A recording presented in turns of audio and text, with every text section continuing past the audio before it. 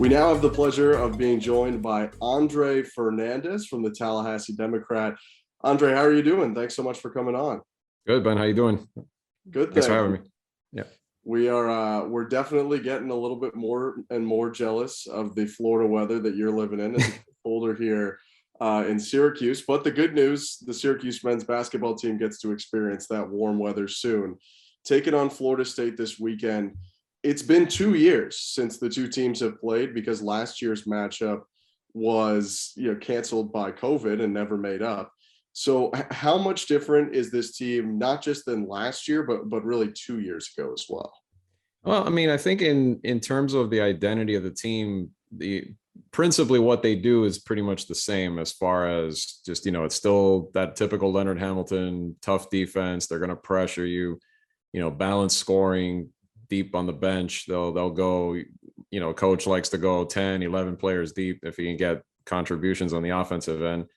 But right now, it's still a team that's kind of adjusting to a fair amount of new pieces because, they lost four guys that ended up going pro, most notably Scotty Barnes, who did a lot for them, on the offensive end. And they had in the front court with Balsa Koprivica, he's gone as well. They lost some size in the middle, but they have guys that have come back and look like to be pretty good post players in the long run, but they're still kind of getting adjusted to their new roles, that type of thing. So in the front court, I'd say a little more inexperienced right now, a lot of upside, with John Butler and a couple of those other young pieces. And also a team that at least this weekend, when Syracuse plays them, is going to catch them possibly with two guys out with injuries right now. One for sure, which is Tanner Engum, the starting center. He's out probably until the end of December for right now, but Naheem McLeod was iffy. He's kind of day to day, so he may come back, may not. So a little bit shorthanded in the middle there, but they've still, there's still point guard Raekwon Evans, whose brother passed away. He's missed the last two games, but he might be back just in time. They still have Malik Osborne, a familiar face from a couple of years ago, who's now grown into even more of that leadership role, guy who can, defend well and be a big contributor on the offensive end too. So I'd say, I would say in what they do, it's pretty much kind of the same style of FSU, maybe just not as deep right now, just because they're still kind of in that adjustment period. Andre, for FSU so far this year, it's sort of been the case of they've taken care of business when they're supposed to, but they've lost against some better teams. Florida, most recently, number 2, Purdue. What are sort of some of the bigger takeaways from the early portion of the Seminole season thus far? Well, I mean, Purdue, it's hard to say because I think that was more Purdue just being very legit title contender this year. I mean, you look at that team, looks like they have no business not making a Final Four run this year with the depth that they have. But that being said, that was a night that FSU was very shorthanded. I was saying before, those two guys in the middle weren't there. Raekwon Evans was out. So you didn't get the full picture of that FSU team.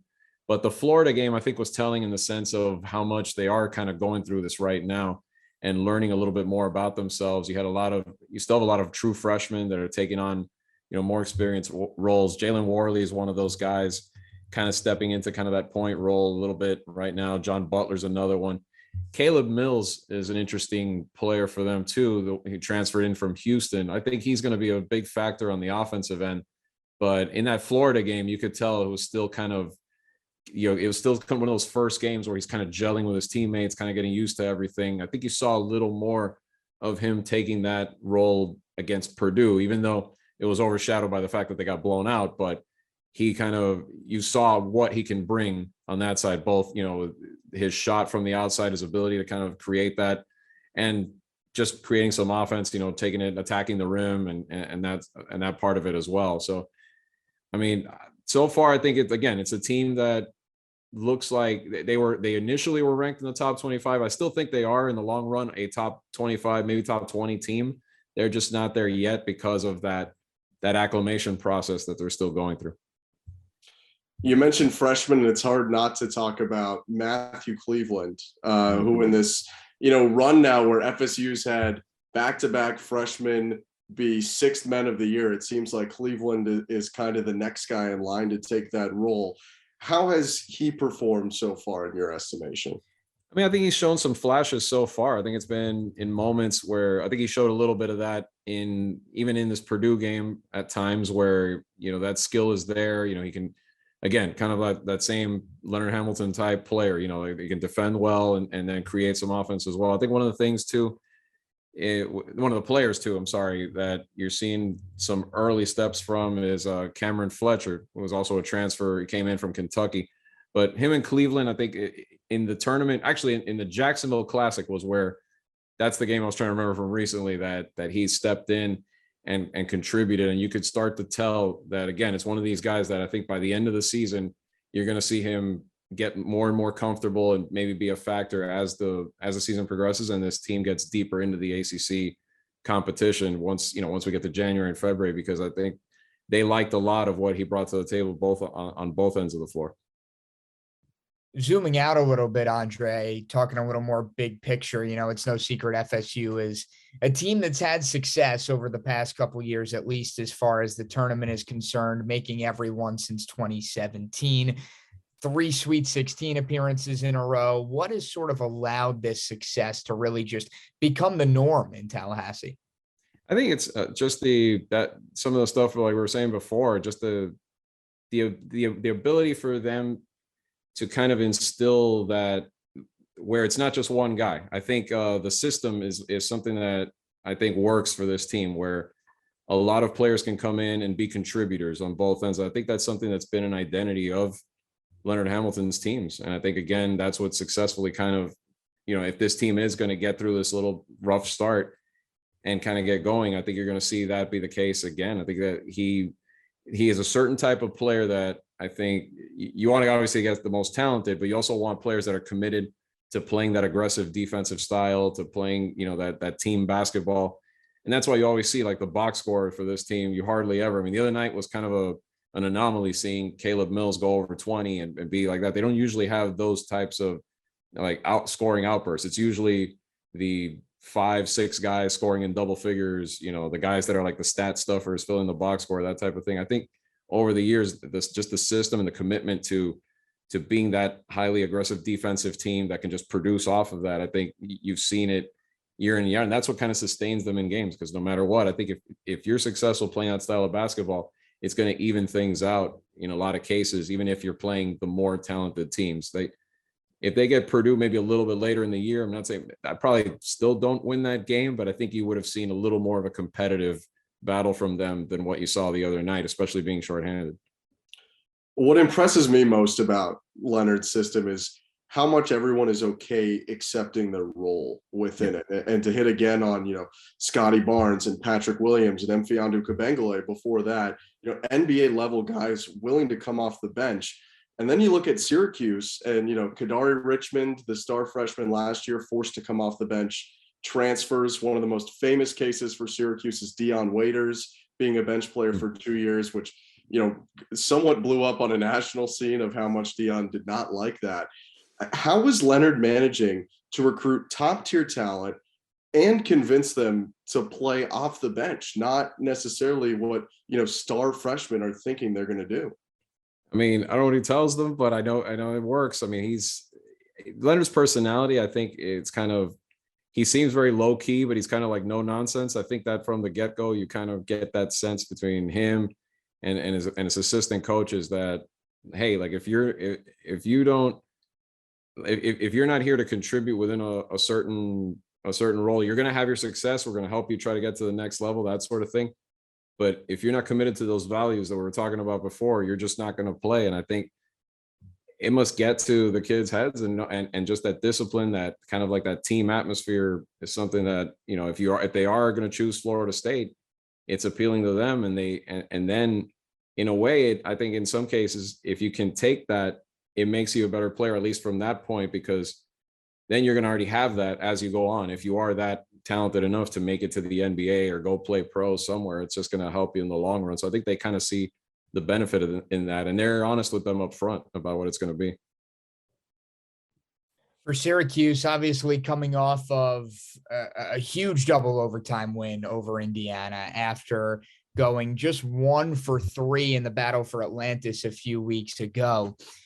Who from a Syracuse side of things is someone that could maybe present an issue for this FSU defense? Obviously, we know all about Buddy Boeheim, but Jesse Edwards seemed to really cement himself as an ACC center over the past few games. If you had to pick one person that it's really going to be important for FSU to key in on, who would that be?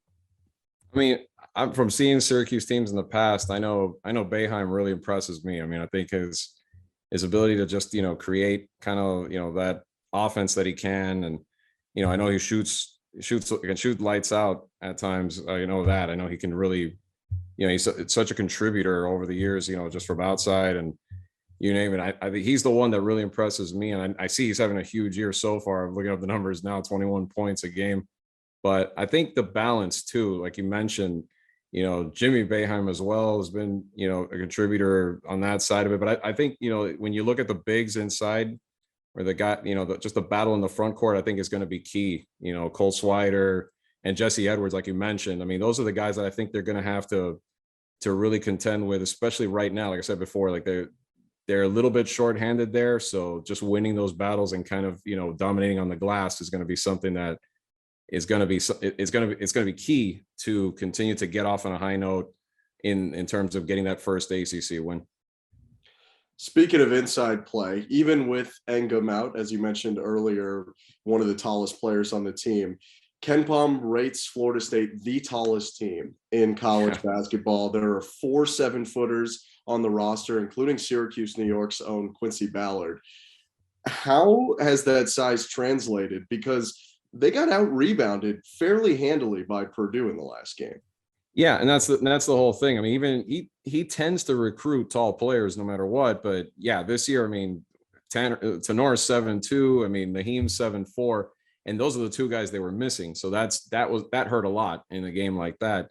But I think some of it also, as much size as you have, I know like a John Butler is a guy that they feel like has tremendous upside, but he's still 7'1", 190. I feel like they've talked about how he still kind of needs to bulk up a little bit and get more games under his belt, kind of, get that experience a little bit before he can be more of a factor. And I think right now that's what it is. It's like that specific game, to answer your question, was I think being shorthanded hurt a lot more, but in the general sense, I think they're just still so inexperienced. And I think once they get deeper into this schedule, I think you're going to start to see some of those natural talents come through, especially for a guy like Butler, and Tenore once he gets more comfortable, because even before he was hurt this last little patch here, he started the season late with an injury as well. So he just really hasn't gotten in a rhythm yet, hasn't been able to, just by not being there. So even he's going to probably take a little bit of time once we hit January to just get on the floor, get some minutes, and get comfortable again. So you mentioned Butler's 7'1", 190 build. For those who are counting at home, that's an inch taller than Chet Holmgren is listed and 5 pounds lighter. So if Chet's a unicorn, John's a Pegasus. I don't know what he is. Chet's unbelievable how good he is, considering you look at his legs and he just looks like he's going to break as he's running. I mean, he's phenomenal. Do you get a similar feel from John? Like, what position is John supposed to end up playing? I mean, I don't know if he's going to be, they think he has tremendous upside. I mean, I think it's too early to tell if he's going to be as good as Chet or anything like that.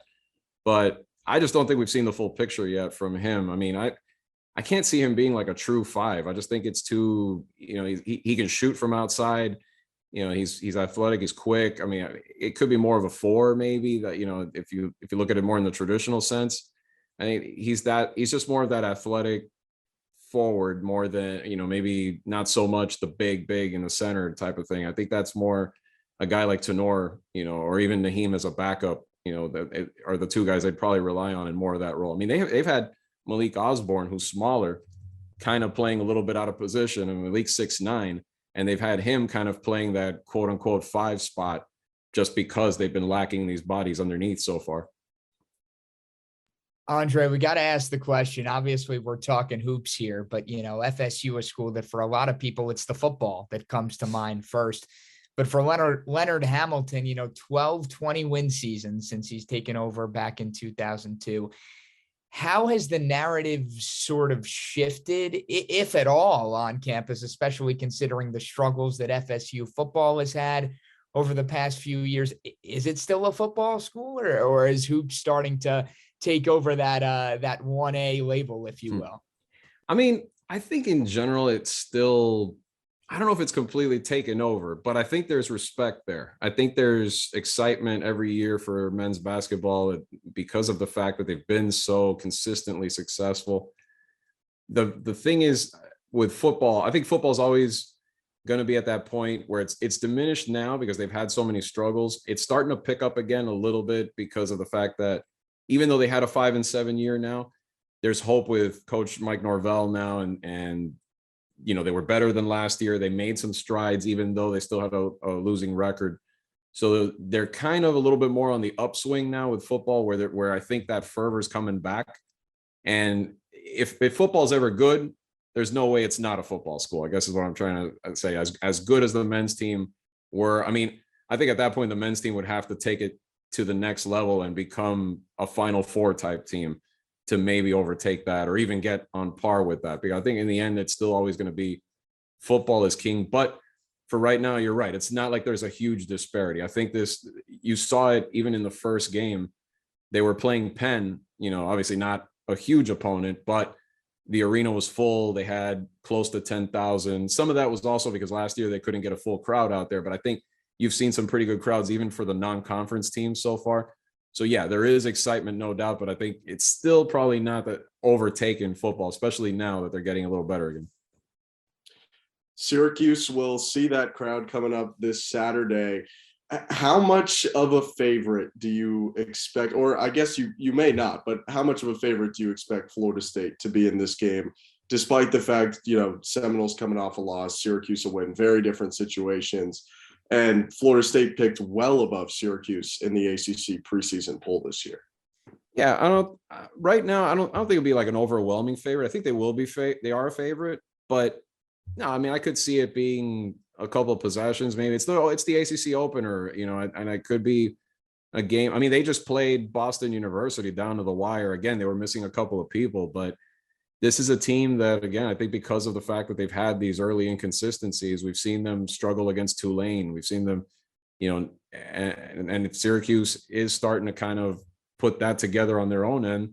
It's a well-coached team as usual. And I could see it being, you know, an ACC type, you know, game where it's just a nail biter down to the wire. It might come down to one shot, one possession, something like that. And the edge that FSU always has, as you guys know, they've had an incredible winning streak, especially against ACC teams. I mean, they're trying to tie the record for the longest conference home winning streak, you know, at the Tucker Center. So that the home court advantage, I'm still in football mode saying field, but the home court advantage for FSU has always been, I mean, you can't 77-4 over the last 81. I mean, it's ridiculous how good they've been on their home court. So I think that can come into play, but yeah, the way these teams are trending right now, I wouldn't be surprised at all if we're looking at a game that's still being decided maybe in the last, you know, 10, 20 seconds of the ballgame.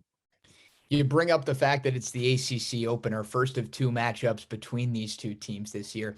Do you put any sort of asterisk next to this game, considering it is the ACC opener? You know, how much can you really take away from it, considering it's an early December game rather than, say, a mid-February one? Or should this be a good reflective sample size of where these two teams are at?